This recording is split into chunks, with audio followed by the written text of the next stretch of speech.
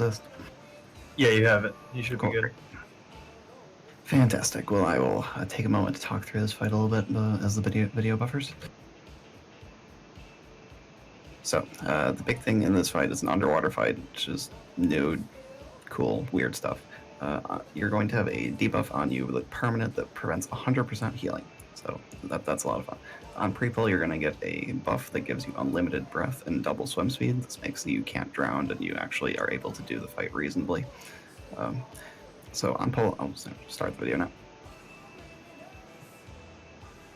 Cool, so on pull, you're going to get to this platform and you're going to kill a pufferfish. During this entire fight, you want to be range 5 from everyone at all points in time, because every 4 seconds there's a there's a damage burst affects everyone within 5 yards of another player. So, like, you just want to be consistently spread. When that pufferfish comes out, I'm gonna pull it back. So you see this pufferfish dying. When the pufferfish dies, it's gonna drop a green cloud. Going into that green cloud will give you a 45-second debuff. So you kill the pufferfish, you get the green cloud, it gives you a debuff, and that debuff lets you get healed. Factor that just you don't do that, every time you don't get healed, and then you're probably going to end up dying. You to actually not die. Tanks don't need to do that because they get that similar debuff that allows them to be healed while they're tanking the boss. Not bugged, you're going to need to have people staggered at least a little bit, or try to do it within the 4-second window where you can be stacked, because whenever you're stacked up, when that 4 seconds expires, you're going to take a pretty large hit of damage if you're within 5 yards of another player. Okay. Next important thing here is the, just fast forward the video to a point that actually is relevant. Okay. So the boss is going to keep casting these toxic spikes, which are just going to deal raid-wide damage, just needs to be healed through. Then every 30 seconds or so, it's going to cast this big AoE static pulse thing that was about to show. Yeah, shock pulse. It reminds me of Garothi Worldbreaker. You want to be relatively far away from the boss. Like Fallout Breaker, or Fallout damage. And it's going to knock you back a little bit, and you just need to get back on the platform in a reasonable time, and then get back to the boss and keep. I think I'm going to stand there and cool down through it. CDs are going to be important. That way, we're not worried about being out of melee range. Through the exactly like Garothi Worldbreaker. Never ran out of melee for that, even on like 150k damage just to everyone. So you want to heal through. That's the starting plan. The tanks are going to be the tanks don't actually need the pufferfish debuff, because every time the boss melees something, it gives them a version of that pufferfish debuff that lasts like 15 seconds and has a dot. So you could just be tanking the boss, do the taunt swaps, and the taunt swap mechanic is just it gives attack speed. It's nothing big, just taunt whenever. Cool, so that's basically the entirety of the phase 1 mechanic. Then, after you've been doing that encounter for a decent amount of time in phase 1, or was it in the video, you're going to transition over to the new platform. So, what's going to happen here is you need to essentially just go to the next platform. So here's timers there. It's honestly really straightforward. You just go when you enter a slipstream, which is just like all this area between the 2 platforms, I believe. It'll drop your bioluminescent debuff, which is the buff you get from the pufferfish, and it will allow you to swim even faster. So you just get to the next platform quickly. It's actually, I'm not sure if mine's frozen, but it's actually a specific area, the slipstream. It's not. Okay. It's just on the ground on the edge of the platforms. It was near the start where you skipped to find the relevant part. They were actually, you could see the slipstream, but sure. If you keep going, they might show. Yeah, see, yeah, right there. Okay, so that is the slipstream. I'll make it more obvious. Cool. Yeah, you can see it very clearly here. There's just that little white area to the left, and you just want to touch that. It'll drop your bioluminescent debuff so you don't get eaten, and then you just go. And to clarify the don't get eaten part, if you have the buff from the pufferfish, that 45-second debuff that allows you to be healed, if you leave the platform, you will get a 5-second debuff that if that expires, you die. So you want to not do that. Instant one-shot. Everybody hear that? And on each platform, don't be the guy that gets eaten the first in your raid. Don't be that guy. To kill Let that be another guy. And after like 45 seconds, when your debuff is about to fall off, kill the next one. Just keep the debuff on you so you can continue to be healed. And that's if we can't do the gateway trick where we can kill a pufferfish right before the boss. Sorry, clarify. On the BTR, you were able to kill a pufferfish and gateway over to the boss. There's some opportunity there, maybe. I don't know. That'd be tough. Yeah, there's there's one in the tunnel that when you're coming down to the boss, there's a pufferfish. I feel like we shouldn't count on bugs. Yeah. Undetected. Moon's gonna tell her work employees tomorrow.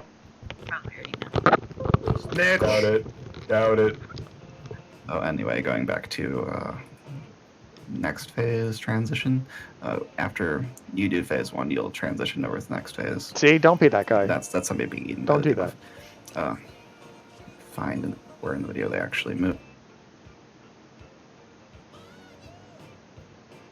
Don't be Dory when you're moving platforms. Be Nemo's dead.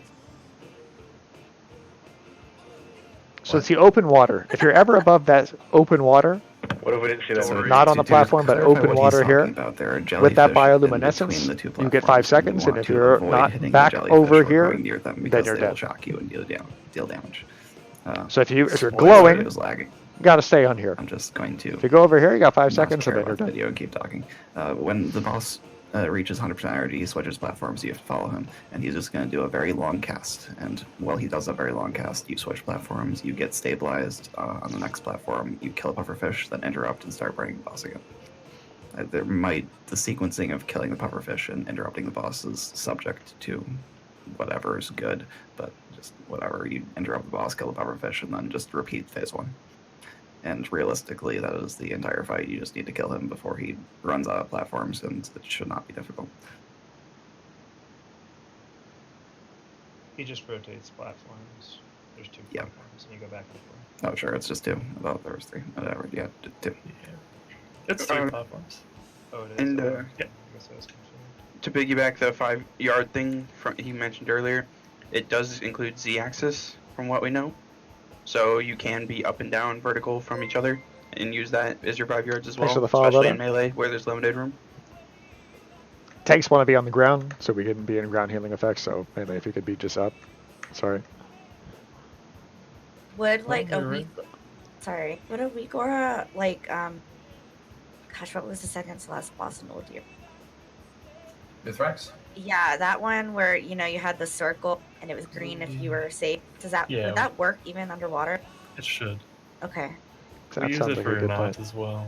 Yeah, I saw that. I'm sure someone will modify it, or we'll find a modified version. Yep. You just need to change the spell ID. And the Z-axis. We would just have to make sure it's checking that too. Cool. Is there anything else I didn't cover that I need to talk about? No, I think you covered most of it. The pufferfishes work as a soft enrage on this encounter, and will be a big min-max thing on Mythic, I'm guessing. This is either going to be the first DPS check, or it's going to be a complete joke fest, because, like, wow, we put a boss underwater, what were we thinking? I vote joke. Free loot, tanks, you can work out your timings. Again, it'll be stack-based, and as dumb as it sounds, it's attack speed, so I'm guessing monks are going to be strong as well.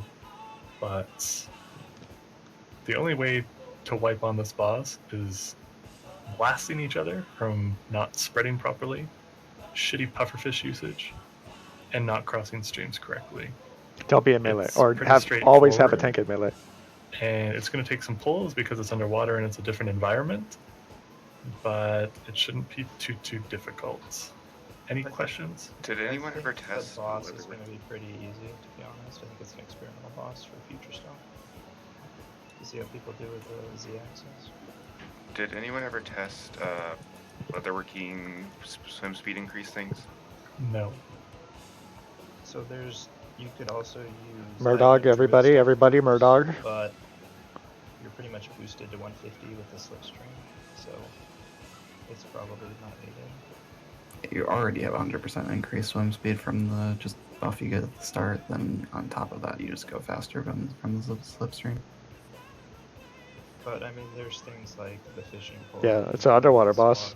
It's cool, right? Check and see if that matters. I don't Yeah, I feel like that none of those effects are going to be more than 100%. Her name is Bella. I call her Booker. You're just going to have naturally. Right, Booker? I don't know that many of them are going to stack.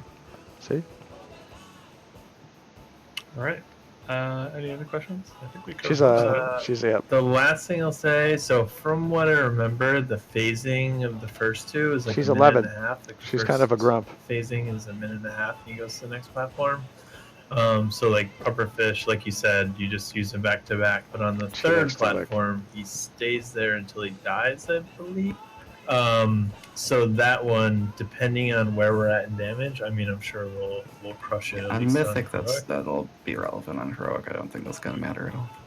Yeah, I'm thinking we we might need to like space him out a bit and kind of experiment with that on Mythic. But yeah, you're right. I think for Heroic we'll be fine with our DPS. What ground effect do we need from healing? Do we have to be on the ground?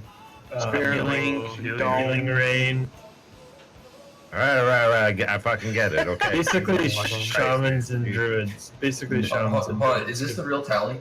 What I'm saying is it like is it relevant? I don't know. I mean, most of it may or may not be. Consecration. We can't use healing DR abilities on the raid very effectively because everyone needs to be range 5 at all times, meaning that we are able to use things like barrier and SLT and things to those effects just on tanks as tank cooldowns. Sounds. I know Healing Rain got a Z-axis buff by like 50%, so it's got actually a pretty big buffer for like if you're above it. Wait, like the rain that falls from the air actually heals things that it might hit before it hits the ground? Holy shit! Okay, go ahead. Yeah, I can test whether like barrier actually has a Z-axis because it's never mattered before, but like we'll see. So realistically, this is probably less the healing CDs, the most complete strat we have right now on the spreadsheet. So it's a good example of what we would like to see here. Obviously, it's also a very basic boss. There's no interrupts required, etc. No dispels, but you add healing CDs in there, and I would consider this complete for Heroic Week. One thing I want to add is healers should be tracking either bioluminescence or darkest depths, so you know who can get healed. Yes, you want to know whether you're able to heal people.